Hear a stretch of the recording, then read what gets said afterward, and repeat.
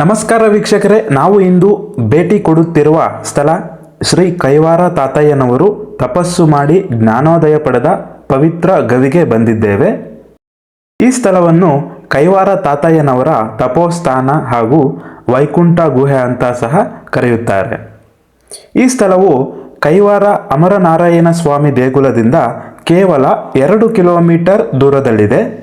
ಇದೇ ಗುಹೆಯಲ್ಲಿ ಯೋಗ ನರಸಿಂಹ ಸ್ವಾಮಿಯವರ ಸ್ವಯಂಭೂ ವಿಗ್ರಹವಿದೆ. ಕೈವಾರ ತಾತಯ್ಯನವರು ಇದೇ ಸ್ಥಳದಲ್ಲಿ ತಪಸ್ಸನ್ನು ಮಾಡಿ ಪರಿಪೂರ್ಣತೆ ಹಾಗೂ ಸಿದ್ಧಿಯನ್ನು ಪಡೆದಿರುತ್ತಾರೆ. ತಾತಯ್ಯನವರು ತಪಸ್ಸು ಮಾಡುತ್ತಿರುವಾಗ ಚಿರತೆ ಹಾಗೂ ಹುಲಿಗಳು ಅವರಿಗೆ ರಕ್ಷಣೆಯನ್ನು ಒದಗಿಸುತ್ತಿದ್ದವಂತೆ. ಅವರು ಪ್ರಪಂಚದ ಕಾಲಜ್ಞಾನವನ್ನು ಈ ಸ್ಥಳದಿಂದಲೇ ಬರೆದಿದ್ದಾರೆ ಅಂತ ಪ್ರತೀತಿ. ಹಾಗಾದರೆ ಬನ್ನಿ ವೀಕ್ಷಕರೇ, ಈ ಪರಮ ಪುಣ್ಯ ಗವಿಯ ಒಳಗೆ ಹೋಗೋಣ. ಗವಿಯ ಒಳಗೆ ಹೋಗಲು ಮೆಟ್ಟಿಲುಗಳಿವೆ. ಮೆಟ್ಟಿಲುಗಳನ್ನು ಹತ್ತುವಾಗ ಮೆಟ್ಟಿಲುಗಳ ಪಕ್ಕ ಹಾಗೂ ಎದುರು ಬದುರಾಗಿ ಅನೇಕ ಸಾಧು ಸಂತರ ವಿಗ್ರಹಗಳನ್ನು ಇಟ್ಟಿದ್ದಾರೆ.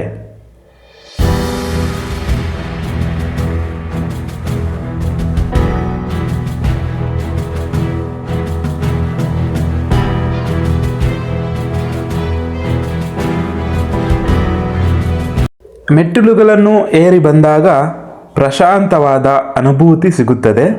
ಮೊದಲಿಗೆ ಗವಿ ಶ್ರೀ ಯೋಗಿ ನರಸಿಂಹ ಸ್ವಾಮಿಯ ದರ್ಶನವನ್ನು ಮಾಡಿಕೊಳ್ಳೋಣ. ಬನ್ನಿ. ಒಳಗೆ ಕ್ಯಾಮರಾ ಅನುಮತಿ ಇಲ್ಲದಿರುವ ಕಾರಣ ಇಲ್ಲಿಂದನೇ ರೆಕಾರ್ಡ್ ಮಾಡ್ತಿದ್ದೇನೆ. ನೋಡಿ, ಇದೇ ಗವಿಯಲ್ಲೇ ತಾತಯ್ಯನವರು ತಪಸ್ಸು ಮಾಡಿ ಜ್ಞಾನೋದಯವನ್ನು ಪಡೆದಿರುತ್ತಾರೆ.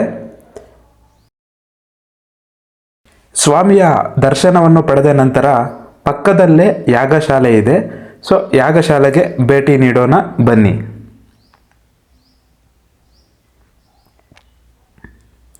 ಯಾಗಶಾಲೆಯ ಒಳಗೆ ಕಾಲಿಡುತ್ತಿದ್ದಂತೆಯೇ ಮನಸ್ಸಿಗೆ ಆಹ್ಲಾದಕರವೆನಿಸುತ್ತದೆ.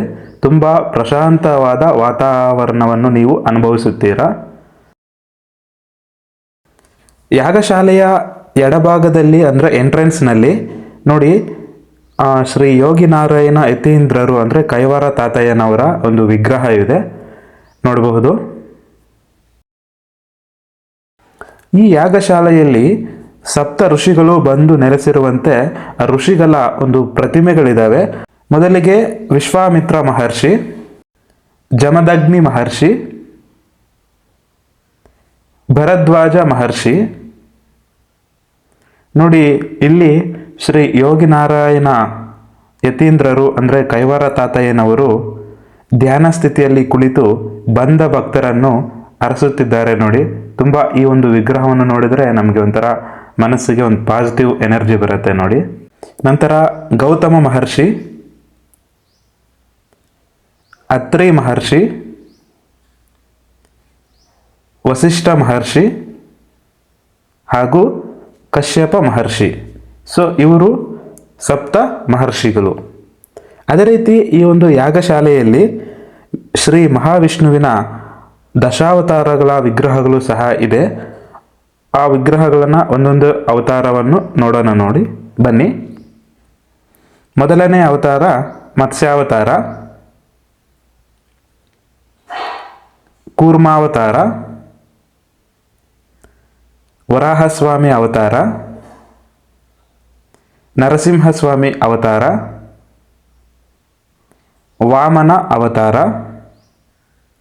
ಇಲ್ಲಿ ನೋಡಬಹುದು ಭವ್ಯವಾದ ಶ್ರೀ ಲಕ್ಷ್ಮೀ ನರಸಿಂಹಸ್ವಾಮಿಯವರ ಪ್ರತಿಮೆ ಇದೆ. ಶ್ರೀ ಲಕ್ಷ್ಮೀ ಸಮೇತ ನರಸಿಂಹಸ್ವಾಮಿಯನ್ನು ದರ್ಶನ ಪಡಿಬಹುದು ನೋಡಿ ಇಲ್ಲಿ. ನಂತರ ಭಾರ್ಗವರಾಮ ಅವತಾರ, ಪ್ರಭು ಶ್ರೀರಾಮರ ಅವತಾರ, ಬಲರಾಮರ ಅವತಾರ, ಶ್ರೀಕೃಷ್ಣರ ಅವತಾರ, ಕೊನೆಯದಾಗಿ ಕಲ್ಕಿ ಅವತಾರ. ಈ ಯಾಗಶಾಲೆಯಲ್ಲಿ ಯಜ್ಞ ಯಾಗಾದಿಗಳನ್ನು ಮಾಡುವ ಸ್ಥಳ ಇದೆ ನೋಡಿ.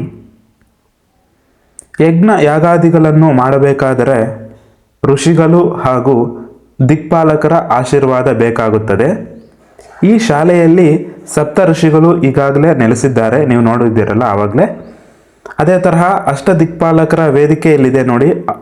ಯಾವ ಒಂದು ದಿಕ್ಕಿಗೆ ಅವರ ಒಂದು ದಿಕ್ಪಾಲಕರು ಇರ್ತಾರೆ. ಸೊ ಇವು ಮೊದಲು ಬಂದಾಗ ಇದು ಆರ್ಡರ್ ಆಗಿ ಜೋಡಿಸಿದ್ರು, ಯಾವ್ಯಾವ ದಿಕ್ಕಿಗೆ ಯಾವ ದಿಕ್ಪಾಲಕರು ಅವರ ಒಂದು ಒಂದು ಪ್ರತಿಮೆಗಳಿತ್ತು. ಸೊ ಇವಾಗ ಅಲ್ಲಲ್ಲಿ ಇಟ್ಟಿದ್ದಾರೆ, ಮೋಸ್ಟ್ಲಿ ಪೇಂಟಿಂಗ್ ಹಾಕಿರೋದ್ರಿಂದ ಈ ಥರ ಇದೆ ನೋಡಿ. ಇಲ್ಲಿ ಅಷ್ಟ ದಿಕ್ಪಾಲಕರ ವೇದಿಕೆ ಇಲ್ಲಿದೆ. 8 ದಿಕ್ಕುಗಳಲ್ಲಿ ಅದರ ದಿಕ್ಪಾಲಕರು ಇರುತ್ತಾರೆ. ಈ ಒಂದು ಮಧ್ಯದಲ್ಲಿ ಯಾಗವನ್ನು ಮಾಡುತ್ತಾರೆ. ಸೊ ಇಷ್ಟು ಯಾಗಶಾಲೆ. ಈ ಯಾಗಶಾಲೆಯ ಹೊರಗೆ ಹೋದಾಗ ನಮಗೆ ಪ್ರಕೃತಿಯ ಸೌಂದರ್ಯವನ್ನು ವೀಕ್ಷಿಸಬಹುದು. ತುಂಬ ಪ್ರಶಾಂತವಾದ ಒಂದು ವಾತಾವರಣ. ಸೊ ಇಷ್ಟು ಇವತ್ತಿನ ವಿಡಿಯೋ ನಿಮಗೆ ಇಷ್ಟ ಆಗಿತ್ತು ಅಂತಂದರೆ ಲೈಕ್ ಮಾಡಿ, ಶೇರ್ ಮಾಡಿ, ಸಬ್ಸ್ಕ್ರೈಬ್ ಮಾಡ್ಕೊಳ್ಳಿ. Thanks for watching. Jai Hind.